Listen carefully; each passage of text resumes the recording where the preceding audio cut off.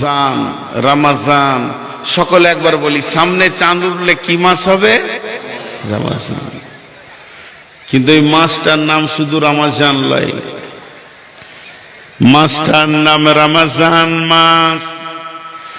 মাসটার নাম হচ্ছে হেদায়েতের মাস, মাসটার নাম নূরের মাস, মাসটার নাম নজুলে কোরআনের মাস, মাসটার নাম জিহাদের মাস, মাসটার নাম রহমতের মাস, মাসটার নাম মাগফিরাতের মাস, মাসটার নাম জাহান্নাম থেকে মুক্তির মাস, মাসটার নাম হচ্ছে সিরাতে মুস্তাকিম পাওয়ার মাস, মাসটার নাম হচ্ছে নেকি বাড়ানোর মাস, মাসটার নাম হচ্ছে গুনাহকে মুছার মাস।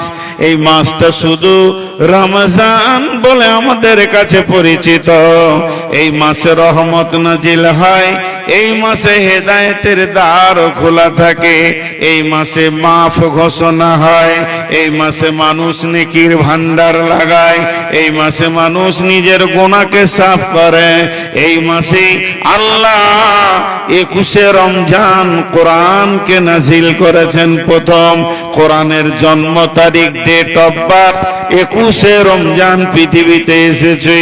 এই মাসে প্রথম ইসলামের জিহাদ, বদরের যুদ্ধ 17 রমজান হয়েছে। এর জন্য এটা জিহাদের মাস, এটা নজুলে কোরআনের মাস, এটা কালাম পাকের তেলাওয়াতের মাস। শুধু মাসটা কত রকম, এর উপরে কথা বলতে গেলে 2 ঘন্টা শেষ হয়ে যাবে। অতএব বন্ধুরে, এই মাসটা যে পেল আর নিজের গুনাহ মাফ করাতে পারলো না, নেকি বাড়াতে পারলো না, এর মতো হতভাগা আর বদনসিব পৃথিবীর বুকে দ্বিতীয় কেউ নাই।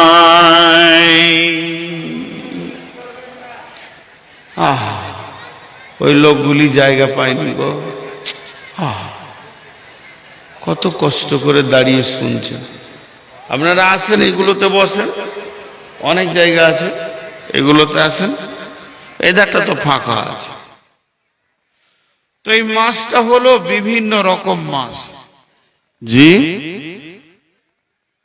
কমালেন কেন? না, হালকা, এটাই ভালো চলছে। একটা জিনিস বলি, যেদিন রমজান ঢুকে, যেদিন রমজান পশ্চিম গগনে সূর্য ওঠার পর যখন রমজান ঢুকে, তখন আসমানের 2টি ফেরেশতা আছে, তারা এলান করে। কি এলান করে? ও পৃথিবীবাসী, তোমরা কান করে শোনো। একজন বলে, যারা তোমরা নেকি করছো সারা বছর, আর নেকি করো, তোমাদের নেকিগুলি 70-72 গুণ বেড়ে গেল। একবার সুবহানাল্লাহ বলবে, 70টা সুবহানাল্লাহর নেকি পাবে। অতএব নেকি করনেওয়ালা আরো জোরে উদ্যম দিয়ে নেকি করো। আবার যখন ফেরেশতার ভিতরে আর একজন এলান করে, ও বিশ্বের গুনাহ করনেওয়ালা, বাস বাস বাস, যথেষ্ট হয়েছে, এবার তোমরা রুখে যাও, তওবা করো, নেকির জগতে চলে এসো। রমজান মাস এসেছে, আল্লাহ মেহেরবান হয়ে গেছেন এবং দয়ার দিল খুলে দিয়ে তোমাদের জন্য মাফে বসে গেছে। অতএব হে রোজাদারের দল, যে পৃথিবীর মানুষ গুনাহ থেকে ফিরে এসে আল্লাহর দরবারে হাজির হও, এর নাম রমজান।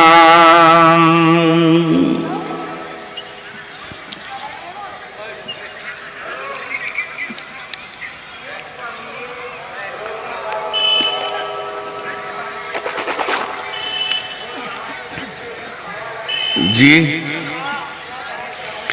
এবার দেখেন রোজাটা কেমন, রোজার রূপটা কেমন। নামাজে রুকু আছে, সাজদা আছে, তাসাহুদ আছে, দোয়া আছে, আত্তাহিয়াত আছে, দরুদ শরীফ আছে, আলহামদু আছে, কুলহু আছে, সুবহানা রাব্বিয়াল আলা আছে, সুবহানা রাব্বিয়াল আযীম আছে। তো রোজাতে কি আছে, রোজার রূপটা কেমন? দাঁড়িয়ে থাকার নাম রোজা না শুয়ে থাকার নাম রোজা? আল্লাহ তাবারাক ওয়া তাআলা বলছেন, গোলামেরে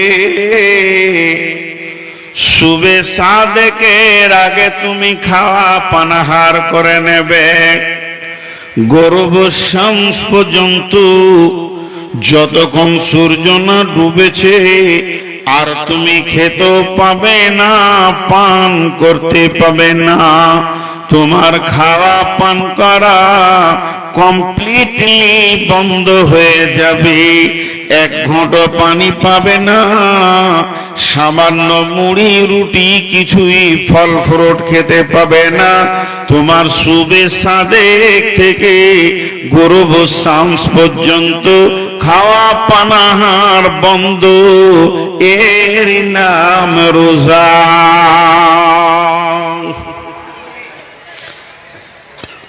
এই আল্লাহ, আমি তোমার গোলাম বলছি, যদি আমরা খাই তাহলে আপনার কি হবে, পান করি তো কি হবে?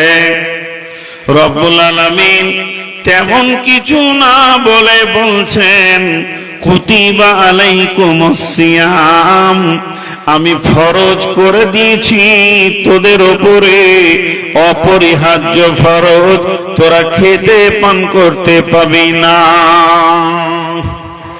তাহলে আল্লাহ খাবো না, পান করব না, আপনার কথা মেনে নিলাম। তবে যে মেয়েটাকে আমি মহারানা দিয়ে তাকে হালাল করে নিয়েছি, হারাম মেয়েকে আমি হালাল করে নিয়েছি, ওই হালাল মহিলাটা নিয়ে একটু আনন্দ করে সময় কাটাবো। রব্বুল আলামিন বলছেন চলবে না, তুমি খবরদার তার কাছে যাবে না। যতক্ষণ সূর্য না ডুবেছে বিবিকে ব্যবহার করা যাবে না, তুমিও স্বামীর কাছে যাবে না। খেতে পান করতে স্বামী স্ত্রীর দৈহিক মিলতে আল্লাহ দেবেন না, এর নাম রোজা।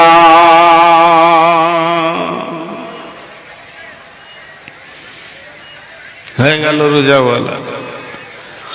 এখন একটা উদাহরণ দিব, খুব বুঝার চেষ্টা করবেন, মনোযোগ, খুব মনোযোগ।